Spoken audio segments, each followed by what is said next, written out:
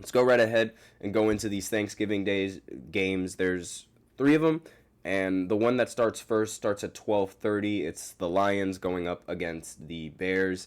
They're going to be on CBS, and everyone is most likely going to be watching this game. And they're also going to be streaming on Netflix, I believe. And I believe that's what they're going to do because I've heard talks and I've heard that some of these games, and they've been advertising that some of these games are going to be streamed on Netflix. Now, obviously, um, the Thanksgiving games on Netflix, there's going to be a little bit of concerns.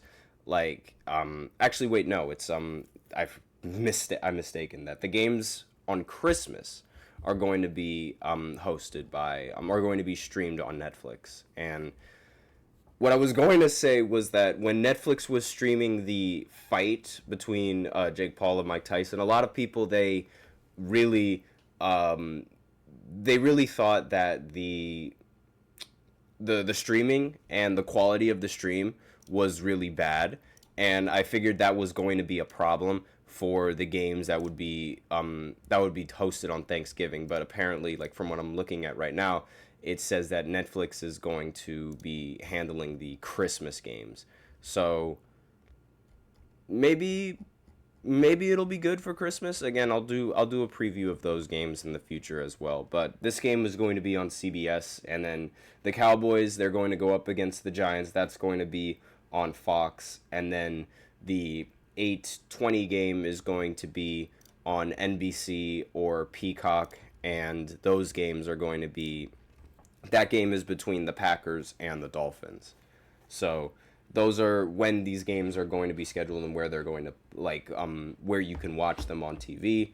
And for the Lions and the Bears games, I mean, I don't really have faith in the Bears. I don't think anyone really has faith in the Bears in this game.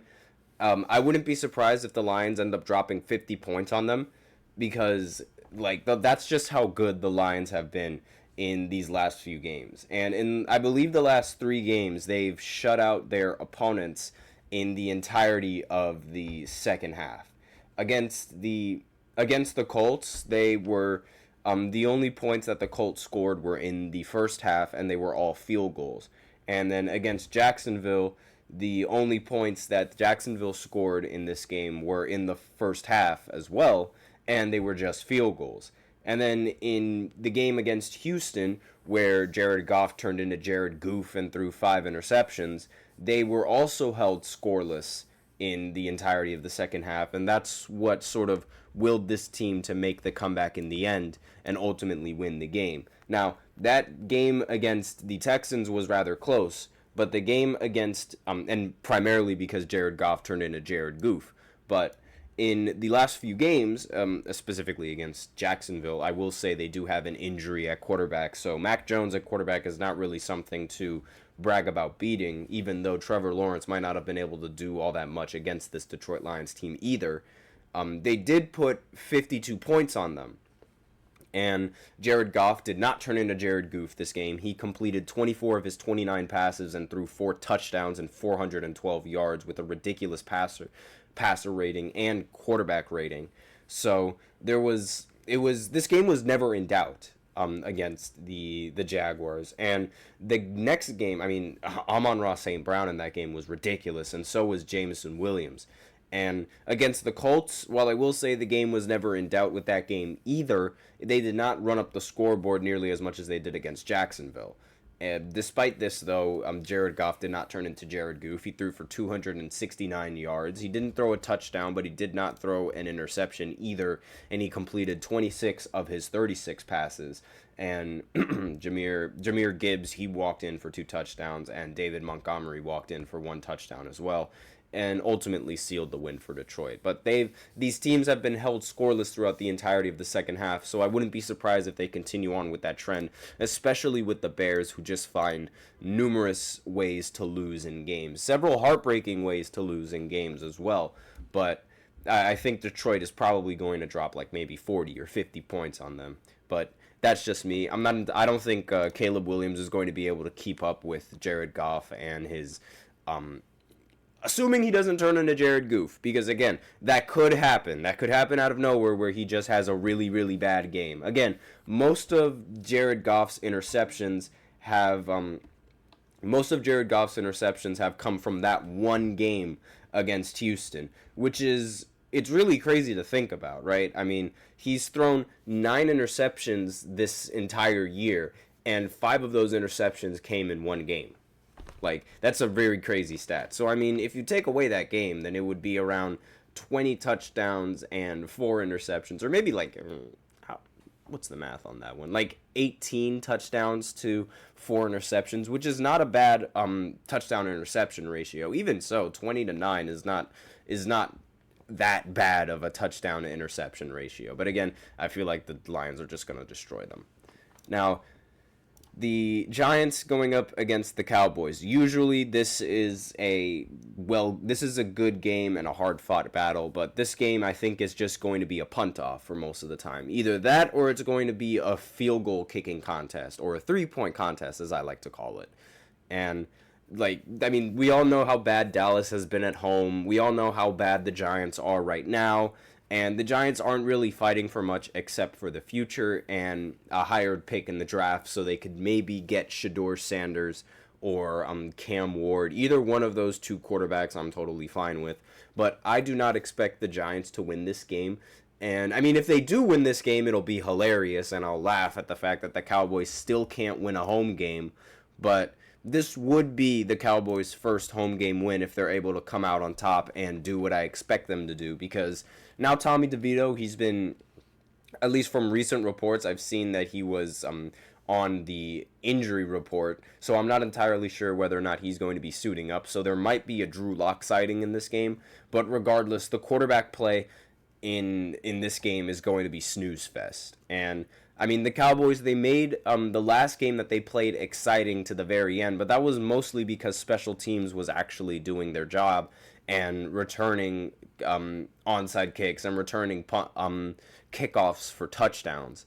And again, that game was a little bit more exciting towards the end than it was throughout the entirety of the game. Like, there wasn't really any sort of highlight to remember in that game, aside from a bunch of missed field goals and a bunch of missed opportunities from both sides. I mean, the Cowboys, like I said in the last segment, they opened up with a blocked field goal, and then the Commanders, they opened up with a field goal. Then both teams ended up missing field goals, and then Cowboys ended up fumbling the ball.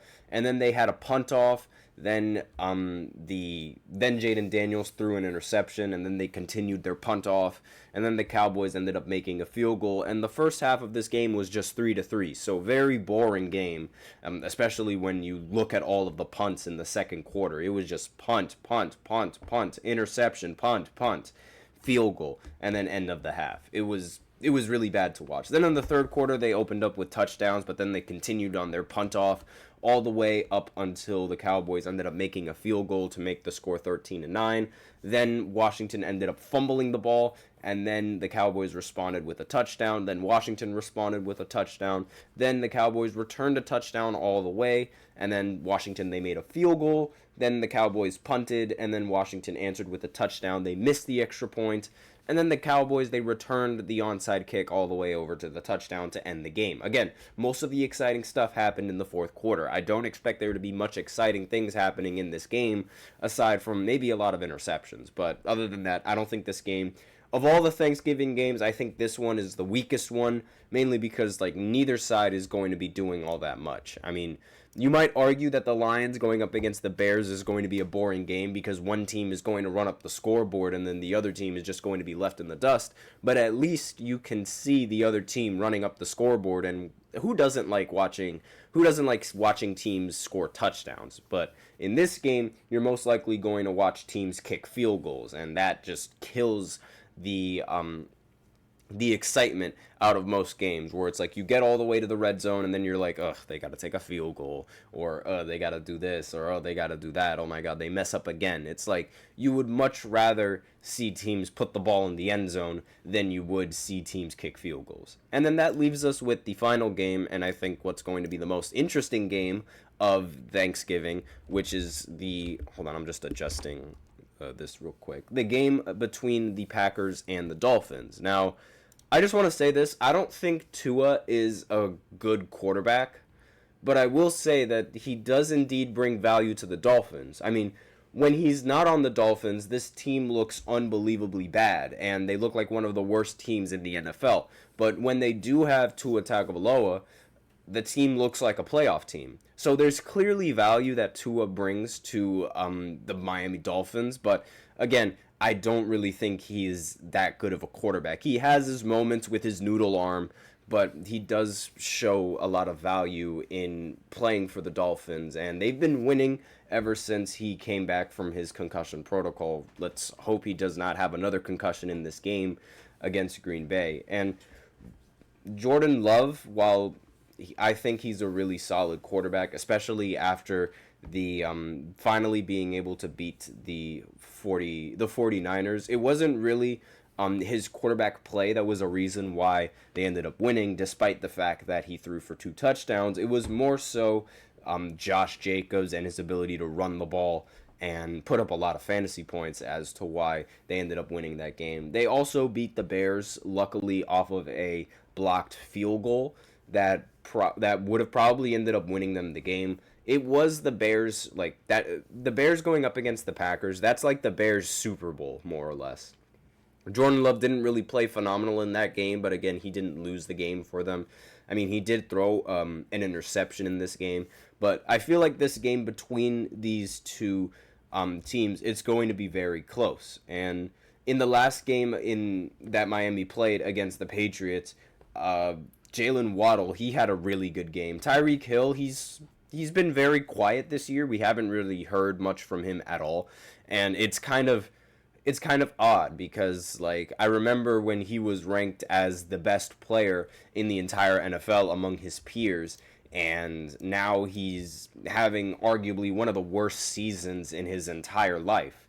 And I mean, compared to what it was last season, he's been really lacking, compared to last season, because in last season he had 1,799 yards, receiving yards. In this season he only has 571, which is a huge downfall. Now, part of that is because they didn't really have Tua all that much in this year, so that might be a reason for it. But in the games that Tua has been back in, I will say that most of the receivers and most of the players, they've been playing much better, and the Dolphins have been winning because of Tua Tagovailoa and his play.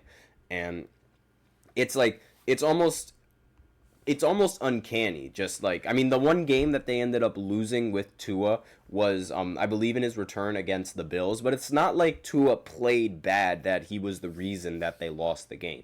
So I'm expecting a really good quarterback duel between these two matchups. If Jordan Love cannot put up a solid fight, if he's in that sophomore slump that he's in, we'll see how it goes. But again, I think that these two quarterbacks are going to give us a really good show, and I mean, I hope they do. I think this is going to be the most exciting game in all of Thursday night football and in Thanksgiving football, because this game is going to be happening at 8:20. So that's all that I have for these Thanksgiving Day games. And obviously, I'm sure a lot of people are going to be watching these games, and I really hope that the teams that I expect to win, Lions, and unfortunately, I expect the Cowboys to win. I don't want them to win, but I expect them to win. And between the Packers and the Dolphins, that's really the one that I'm still more undecided on. But if I were to pick one, I think I'm going to go with the Packers on this one. I think that they're going to put up a really solid fight, and I think they're going to win the game in the end with the home field advantage that they have. Now, I'm not going to say that this game is not going to be close, and I wouldn't be surprised if the Dolphins end up coming out on top. And with that being said, we're going to go into a short break, and then we're going to talk about the games that are happening on Black Friday. There is one football game as well as 2 college games that are going to be happening on Friday, so we're going to talk about that right after this short break, so be sure to stay tuned. Looking for your daily fix of sports talk without having to pay for it? GSMC Sports Network is available on YouTube. Just search GSMC Sports Network.